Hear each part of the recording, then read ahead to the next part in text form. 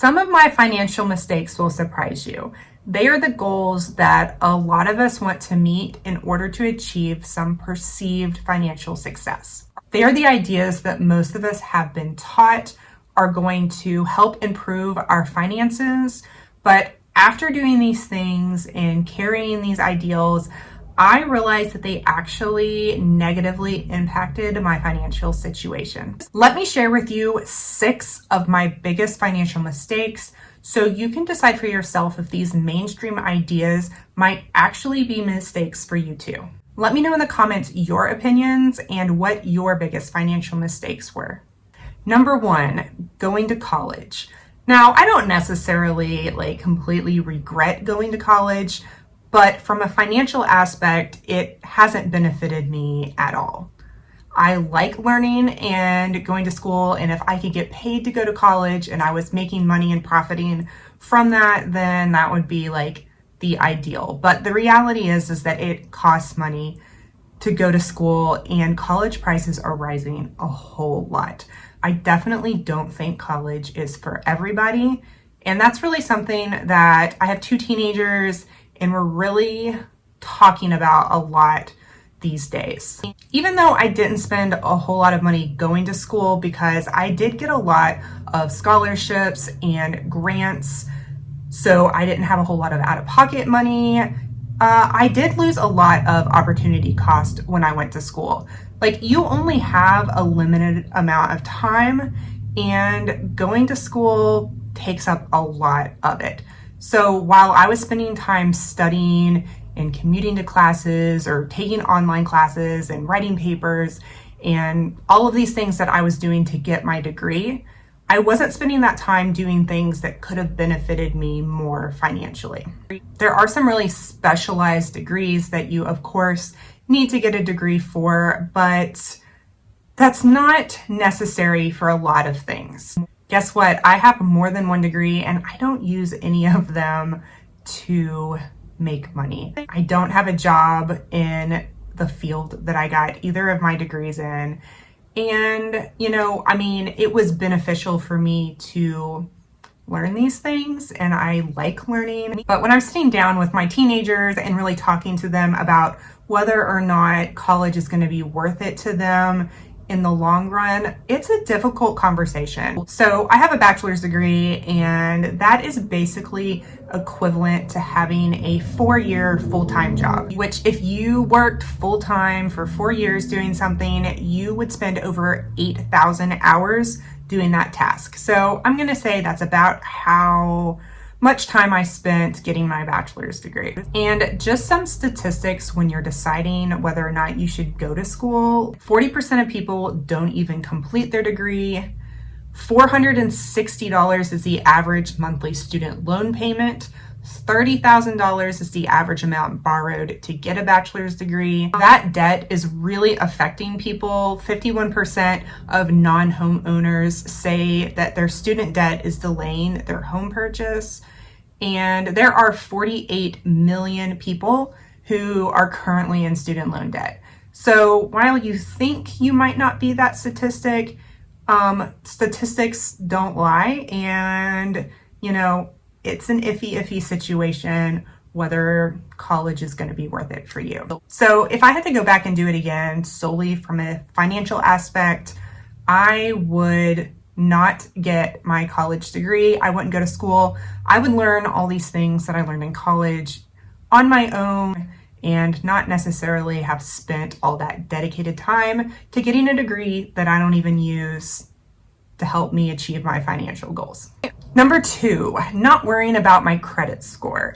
So when I was in my early 20s, I didn't really know anything about finances, and I got in on the Dave Ramsey bandwagon, and I really dove deep into the Dave Ramsey program.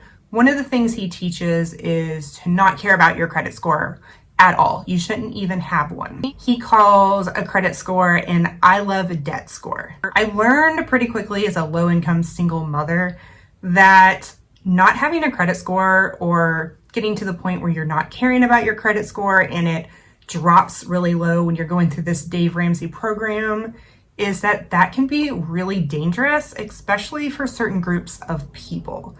and low-income single moms are one of them. Anybody that is low income or at a disadvantage, telling people to not worry about their credit score is really dangerous. Not having a good credit score lowered my ability to be able to purchase a home.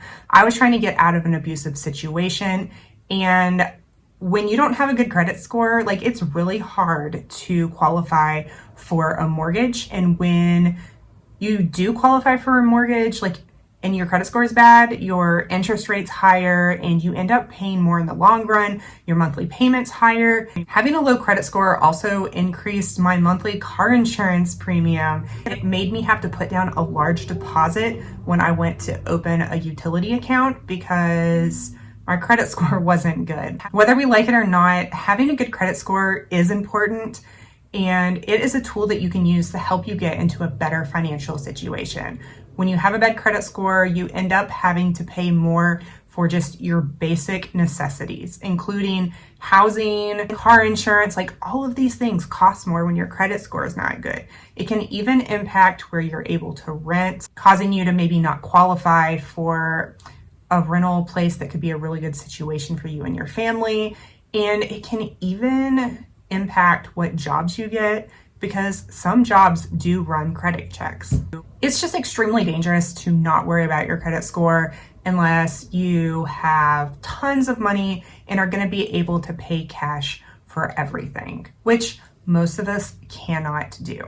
You can have a high credit score and not be in debt, and you can use that credit score to help you build wealth and pull yourself out of poverty. Number 3, not having credit cards.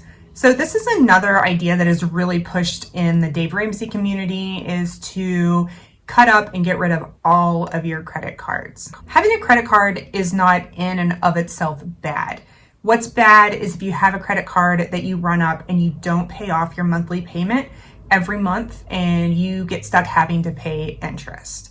Credit cards can have interest rates up to like 25 to 30%. So paying interest on cards is a really, really bad financial situation to get yourself into. But you can have credit cards and not pay interest. A few of the benefits of having a credit card or two is that it will help increase your credit score. The higher credit availability that you have and the less that you use of that will help build your credit score and show that you are responsible with your money. You can also earn reward points with credit cards. You can use them in an extreme emergency. And then I know people say that you don't need credit cards to rent cars or stay in hotels, but it's really, really hard to do that. We've tried to rent cars without a credit card before, and then they run a credit check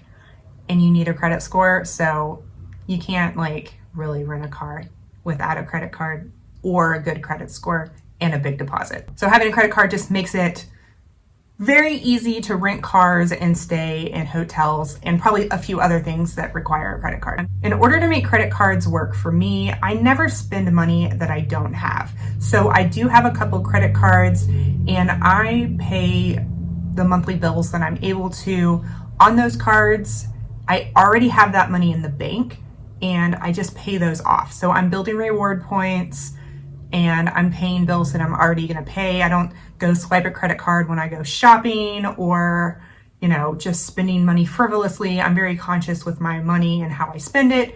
But I use credit cards as a tool to build my credit score and to just I get reward points. So credit cards have never been an issue for me, and I think they're a great tool to use. So number 4 is being too frugal. So sometimes I will buy something that's cheap and not very good quality, and that item will break and I'll have to buy it again and again.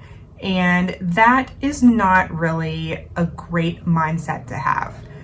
If you absolutely don't have any money, like, I understand that you might have to buy something cheap and replace it.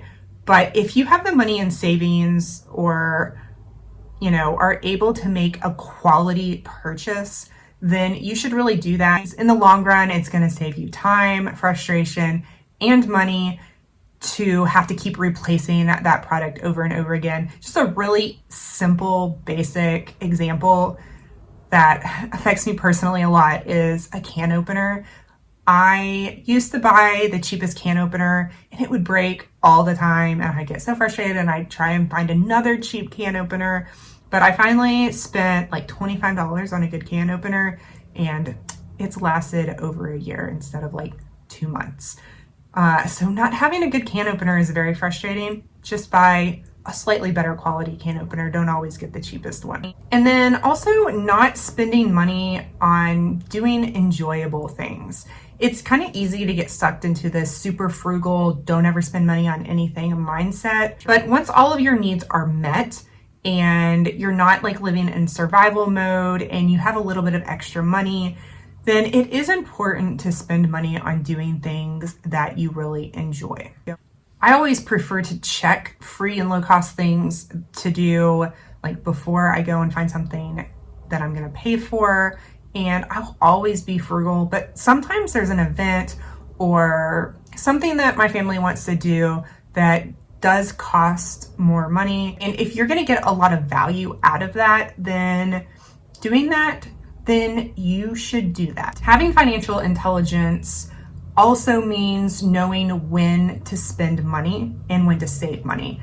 Sometimes it's important to spend money. So if all of your basic needs are met, food, housing, clothing, all of these things, make sure that you splurge a little bit every now and then. One of the things that we've done many years as my kids have been growing up is getting yearly passes to theme parks. So while we were down in Florida living, we used to get yearly passes. One year we got passes to Universal, and another year we got passes to Disney.